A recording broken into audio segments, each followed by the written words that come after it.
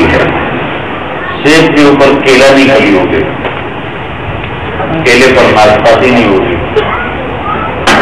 ان کو بھی یہ علم ہے کہ میں نے اپنے پھل کو کیا شیپ دینی ہے اور کیا رنگ دینا ہے اور کیا لہٰذا انسان کو سیکھنا پڑتا ہے.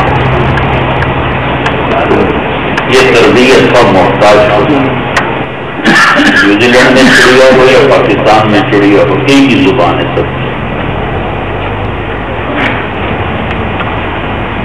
لیکن انسان کا بچہ سیکھتا ہے.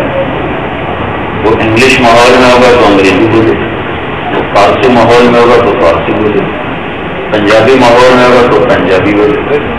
اور اگر اس سے کوئی نہ ملے اور وہ کچھ نہ سنے تو وہ گونگا ہوگا، بالکل گونگا ہوگا. وہ سننے سے سیکھتا ہے. جو بچے گونگے ہوتے ہیں ان کی زبان کو کچھ نہیں ہوتا، کام کا مسئلہ سن نہیں سکتے، گونگے ہوتے. لیکن کوا یہاں بھی کائیں کائیں کرتا ہے، ہندوستان میں بھی کائیں کائیں کرتا ہے. جب بکری یہاں بھی وہی اس کا ساؤنڈ ہے اور فیجی میں بھی اس کی وہی ساؤنڈ ہے. کوئی بھی نہ ملے اس کی وہی ساؤنڈ ہے. لیکن انسان کا بچہ جہاں پیدا ہوگا وہاں کی زبان بولے. دنیا میں 6010 زبانیں بولی جاتی ہیں.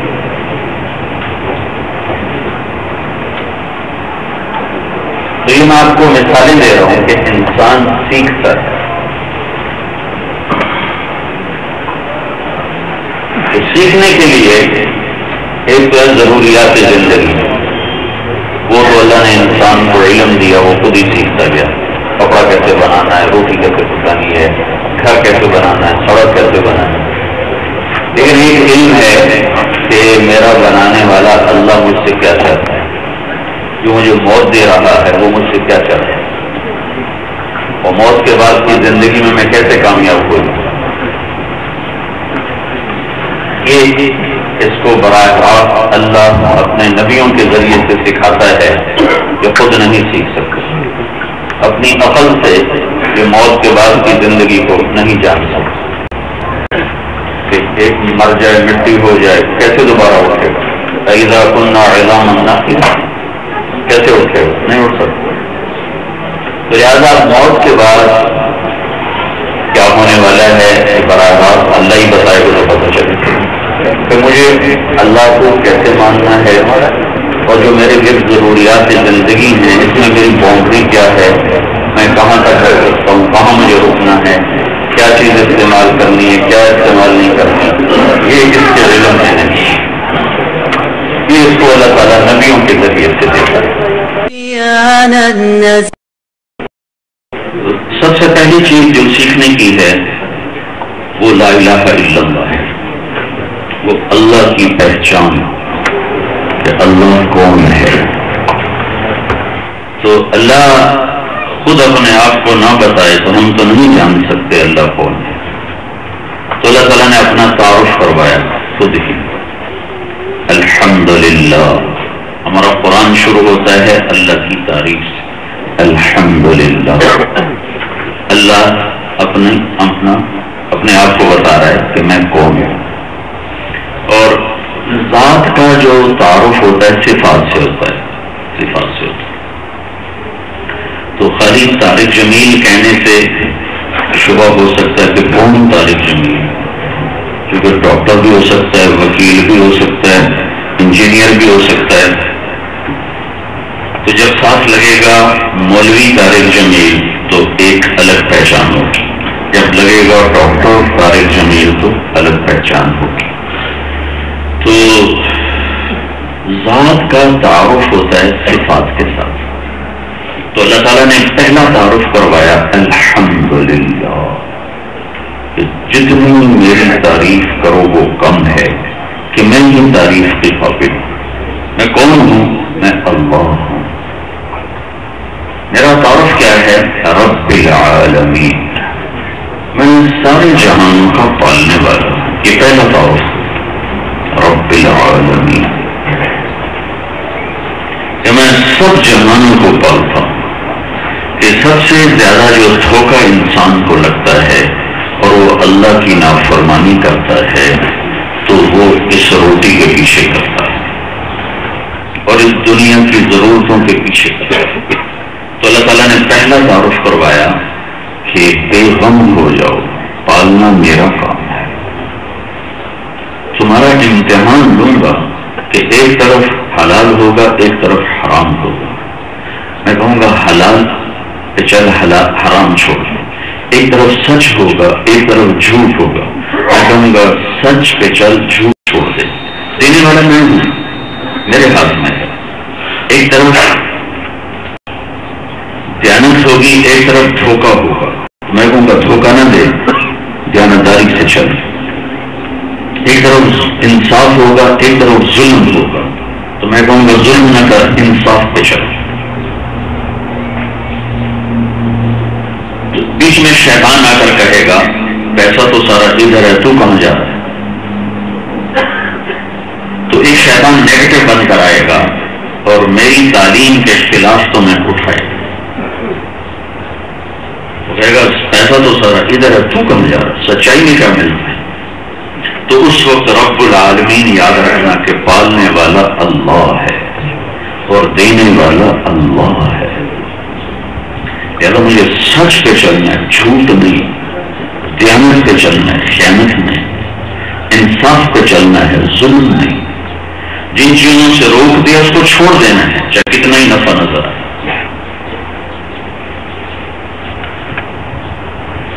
کتنا ہی مجھے اس میں فائدہ نظر آ رہا ہو، میں نے وہ نہیں کرنا. اللہ کہہ چکا ہے مت کرو. پھر اس میں سے اللہ تعالیٰ ایک اور امتحان لے گا کہ تمہارے کاروبار کا پیک ٹائم ہے اور اللہ اکبر کی آواز آئے گی اور اللہ کہے گا اب کاروبار چھوڑ کے میرے گھر آ جا.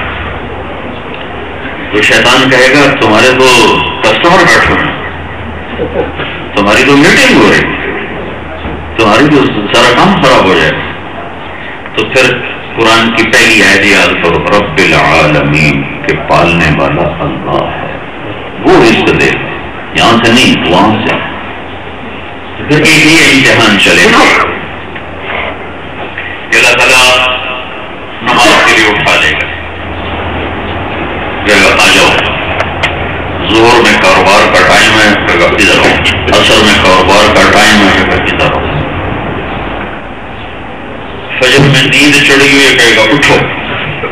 عشاء میں تھکا ہوا ہے، کہے گا کھڑے ہو جاؤ مصلی سے. مغرب میں کھانے کا ٹائم ہے، کہے گا پہلے سجدہ کر پھر کھانا کھا. یہ چھوٹے چھوٹے امتحان اور پیچھے آواز آ رہی رب العالمین، پالنے والا اللہ ہے، پالنے والا اللہ ہے. لہذا میں کاروبار میں کسی کو دھوکہ نہیں دوں گا، جھوٹ نہیں بولوں گا، سود پہ نہیں کروں گا. سود پہ گھٹتا ہے. اللہ کا فرمان سچ ہے، یمحق اللہ الربا، میں سود کو مٹا دیتا ہوں. پوری دنیا میں جو اکانومی ہل گئی ہے اس کے پیچھے سود بہت بڑی وجہ ہے. سود سٹا بہت بڑی وجہ ہے. سود نہ ہو ساری دنیا خوشحال ہے. جب تک سود ہے دنیا خوشحال نہیں ہوگی. چند لوگ خوشحال ہیں، دنیا خوشحال نہیں ہوگی. کچھ لوگ خوشحال ہیں لیکن ساری دنیا نٹ ہو. تو رب العالمین پالنے والا اللہ ہے. کہ جب 4 پیسے میرے پاس جمع ہو جائیں گے تو اللہ کہے گا اس میں سے 2.5% مجھے واپس کر، میرے غریب بندے کو دے. تو پھر جس کے پاس تھوڑے ہیں اس کو تو زیادہ محسوس نہیں ہوگا. اس نے لاکھ پہ 2.5,000 دینا تو 2.5,000 تو بندہ اہم ہی لا چھوڑتا. کروڑ پہ 2.5 لاکھ دینا پڑا، وہ سوچے گا 2.5 لاکھ کٹھا جا رہے ہیں. تو شیطان کہے گا 2.5 لاکھ سے کوئی اور ڈیل کر. تو اللہ تعالیٰ کہے گا نہیں، یہ میں نے تمہیں دیا ہے، دیکھو تمہارے سے کتنی آسانی، صرف تم سے میں نے 2.5 روپے واپس مانگے، 100 میں سے 2.5. حضرت موسیٰ علیہ السلام کی امت پر 100 میں سے 10 روپے، 100 میں 10، ہم سے 100 میں 2.5. کہ یہ غریب کا حق ہے اس کو پہنچا.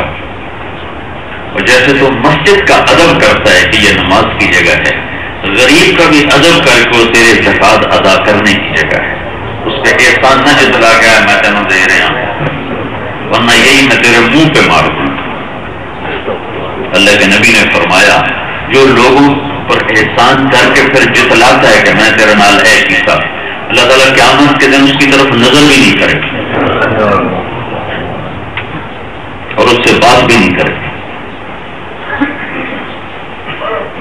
تو پھر یہاں امتحان آتا ہے کہ پالنے والا اللہ ہے، مجھے یہ دینا ہے، یہ دینا میرا نہیں ہے، یہ تو 100 بھی میرا نہیں، میرے اللہ نے دیا. میرے پاس کون سی کوالٹی ہے جو میرے پاس یہ آ گیا، میرے اللہ نے دیا ہے. پھر یہ 100 کون سا ہے، یہ 1 لاکھ ہے، 1 کروڑ ہے، 1 ارب کون سا ہے جو 1 سال فارغ پڑا ہے، پورا سال. کتنی اللہ نے آسانی فرمائی. یعنی کہ جو آتے ہی اس میں سے 2.5% نکلو، نہیں آتے ہی نہیں. پورا سال گزر گیا ہے، پورا سال گزر گیا ہے. آج 16 دسمبر ہے، تو اگلے سال 16 دسمبر تک اگر یہ پیسہ فارغ پڑا ہوا ہے تو اس میں سے اتنے پیسے اللہ کے نام پر قریب ہو. کتنی آسانی. پورا سال تم نے استعمال نہیں کیا تو پتہ چلا فالتو ہے پیسہ. اور اگر پورے سال پڑا رہا اور 1 دن پہلے تم نے استعمال کر دیا تو تمہاری زکات کا ہمارا کوئی مطلب. ہاں، اسلام کا سال 360 دن کا ہے. 360 تو 360 دن کی بجائے 350 دن پڑا رہا، 55 دن، 56، 57، 58، 59 دن پڑا رہا اور اس نے تم نے لگا دیا 1 دن بھی باقی کا تو زکات کا مطالبہ کرنے کا چلو کوئی. اتنی آسانی.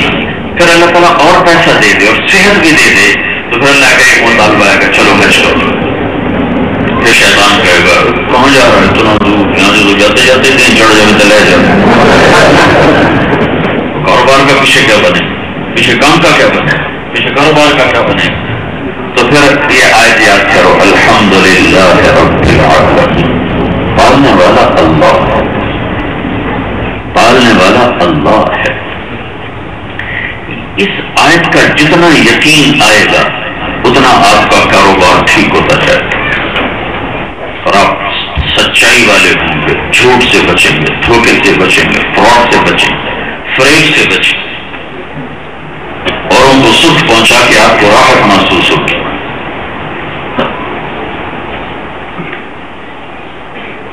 تو اللہ کا پہلا تعارف ہے الحمدللہ رب العالمین. پالنے والا اللہ ہے. ایک صحابی نے اپنے نوکر سے کہا جاؤ گھوڑا خرید کے لاؤ.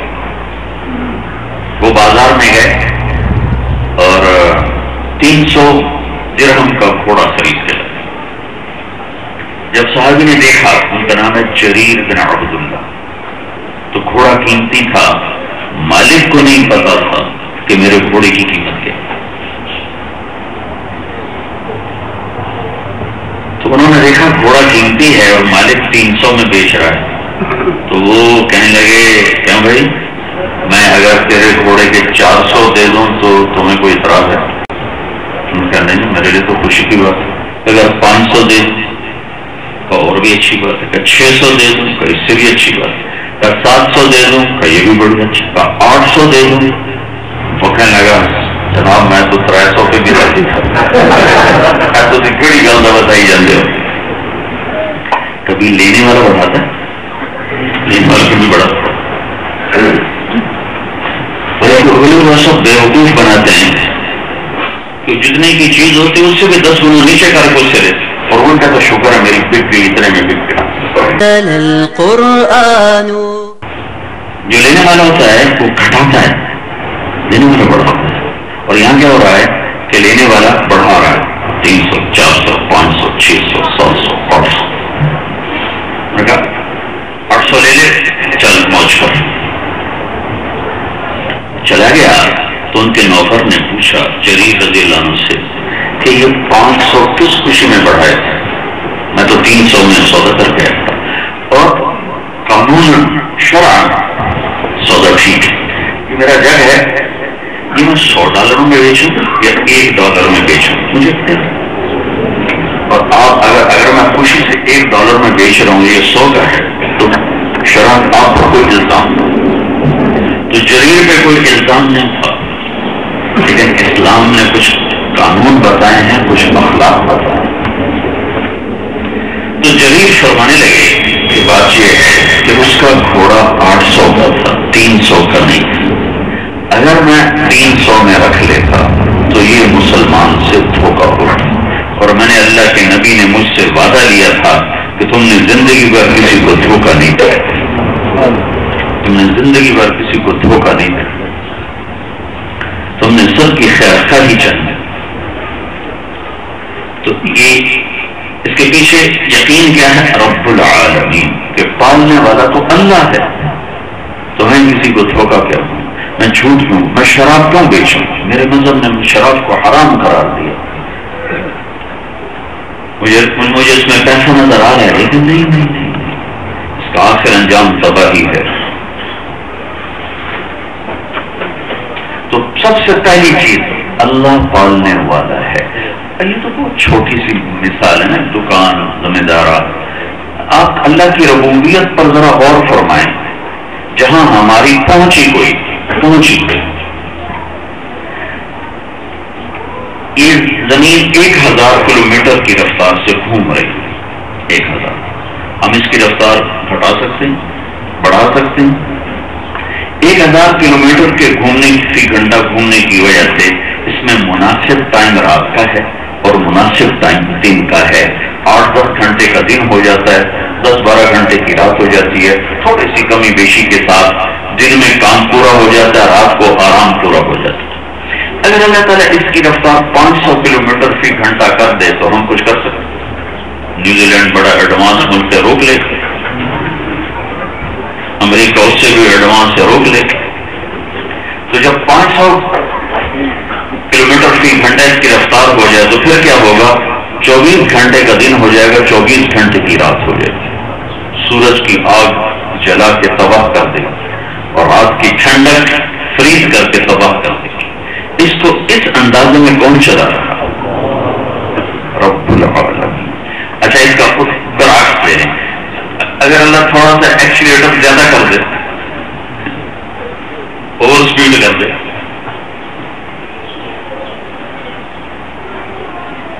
اور 2000 کلومیٹر فی گھنٹہ اس کی رفتار کر دے، تو ہمارے پاس کوئی ہے بریک کون رکھ سکیں؟ پھر کیا ہوگا؟ 6 گھنٹے کا دن ہو جائے گا، 6 گھنٹے کی رات ہو جائے گی، نہ کام پورا ہو سکے گا، نہ آرام پورا ہو سکے گا، اور ہم ختم ہو کے رہ جائیں گے۔ یہ میں نے اس کو آپ کی ایک حرکت بتائی کہ زمین یوں گھومتی ہے، ٹھیک؟ پھر یہ ایسے حرکت کرتی ہے، یہ حرکت کرتی ہے کیونکہ بہت بڑی ہے نا، تو خون سے ایسے کانپتی ہے، لیکن یہ خود نہیں کانپ رہی، یہ اس میں یوں تھوڑا یہاں تک جاتی ہے، 23 ڈگری کے زاویے پر جاتی ہے، پھر وہاں سے ہٹتی ہے اور یوں آ کے 23 ڈگری کے زاویے پر آتی ہے۔ یہ اس کی موومنٹ ہے۔ یہ اگر اللہ اس کو باندھ دے اور اس کو یوں نہ ہونے دے، بالکل سے سیدھا کر ایسے نہ ہونے، تو پوری زمین پہ موسم ختم ہو جائے گا۔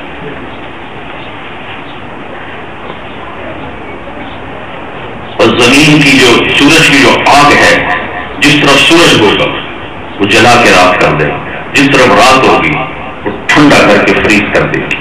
یہ جو یہاں آتی ہے اور یہاں آتی ہے، اس سے موسم بند، ادھر گرمی آ رہی ادھر سردی جا رہی، جب یہ یوں جا رہی تو ادھر سردی آ رہی ادھر گرمی جا رہی، اور جب یہ یہاں ہوتی ہے سال میں 2 دفعہ، تو 22 اپریل اور 18 مارچ، 22 ستمبر اور 18 مارچ۔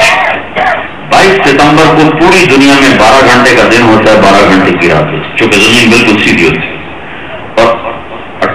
اور 18 مارچ کو پوری دنیا میں 12 گھنٹے کا دن ہوتا ہے، 12 گھنٹے کی رات ہوتی ہے، کہ زمین بالکل سیدھی ہوتی ہے۔ اس کی یہ حرکت جو اللہ کر رہا ہے، اس سے موسم پیدا ہو رہے ہیں، گرمی آ رہی، سردی آ رہی، بہار آ رہی، خزاں آ رہی، اور ہوا میں حرکت ہے۔ اگر یہ نہ ہو تو یہ کتنا بڑا اسپیکر لگ گیا ہے، آپ ایک لفظ نہیں سمجھ سکیں، کیونکہ ہوا کو ایسے حرکت دیتی ہے، یہ زمین نہیں کرتی، یہ ہوا کو حرکت دیتی ہے، تو ہوا کی حرکت سے چیز ٹریول کرتی ہے۔ اگر اللہ اس کو یوں سیدھا کر دے تو یہاں 10,000 اسپیکر ہوں اور آپ میرے سامنے بیٹھے ہوں، ایک لفظ نہیں سن سکتے، میں آپ کے کان پہ منہ رکھ کے بات کروں پھر بھی نہیں سن سکیں گے، کیونکہ جو بیچ میں وسیلہ وہ ہوا ہے، ہوا کی مومنٹ نہ ہو تو آواز آگے جا نہیں سکتی۔ الحمدللہ رب العالمین۔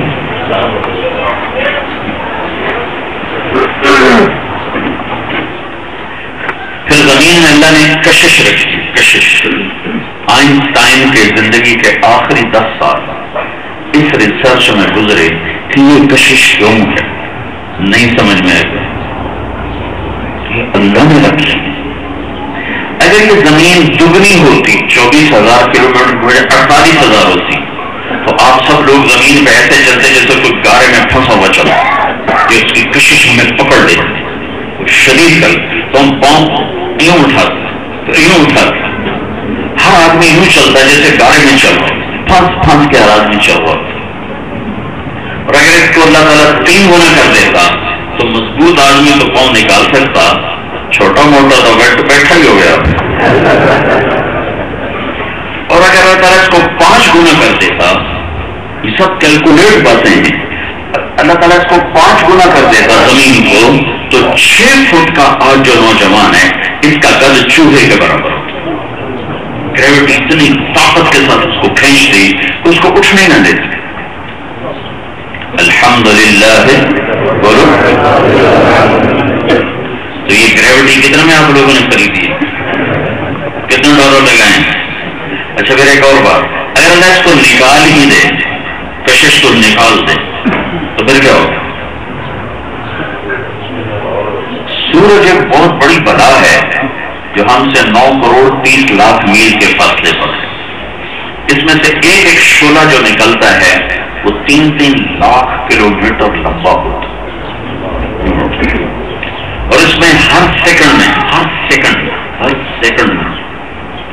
ہیلیم گیس پھٹتی ہے اور ہائیڈروجن میں تبدیل ہوتی ہے ہر سیکنڈ میں، اور اس 1 سیکنڈ میں جو اس میں دھماکہ ہوتا ہے، جو ہیلیم دھماکہ ہوتا ہے وہ اس کو ہائیڈروجن میں اور بدلنے والا آسمانوں پر ہے، وہ اللہ ہے، اللہ۔ یہ جو 1 سیکنڈ میں سورج میں دھماکہ ہوتا ہے اور ہر سیکنڈ میں ہو رہا ہے، تو 50 کروڑ ایٹم بم کے پھٹنے سے جو انرجی پیدا ہوتی ہے وہ 1 سیکنڈ میں سورج میں ہر وقت پیدا ہو رہی ہے، ہر وقت پیدا ہوتا ہے۔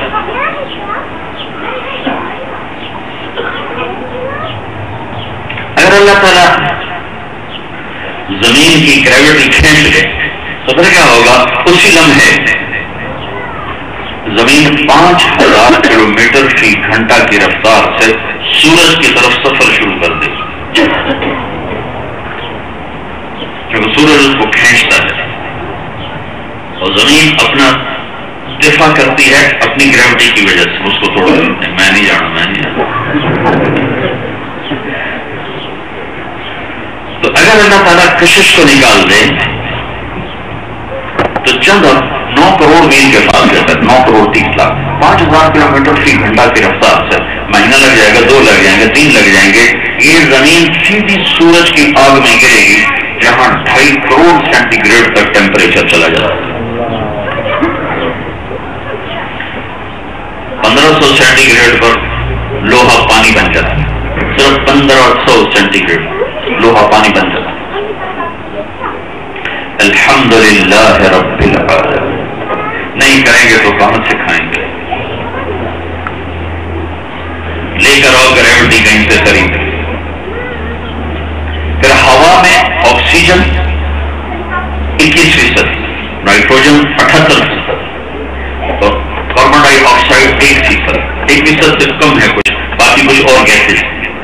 اب ہمارے پاس کوئی سلنڈر ہے، کوئی گیج ہے کہ ہم نے پکڑ کے بیٹھا ہے کہ 21 سے آگے نہیں جانے دینا آکسیجن ہے، کسی کے پاس کوئی گیج ہے؟ اگر اللہ تعالیٰ صرف 1 درجہ بڑھا دے کہ آکسیجن 21 سے 22 ہو جائے، بس 21 سے 22، تو ہر گھر میں آگ لگے، چولہے کی آگ ساری فضا کو پکڑ، ہر گھر میں عورت جلے گی۔ اور اگر ایسے 25% کر دے، 25%، تو جنگلوں میں آگ لگ جائے گی۔ اور نیوزی لینڈ میں کتنے جنگل، سارے جنگلوں میں آگ لگ جائے۔ اس کو 21 پہ کیا ہوا ہے، اس کو 78 پہ کیا ہوا ہے، یہ اشتہار ہے۔ الحمدللہ رب العالمین۔ نزل القرآن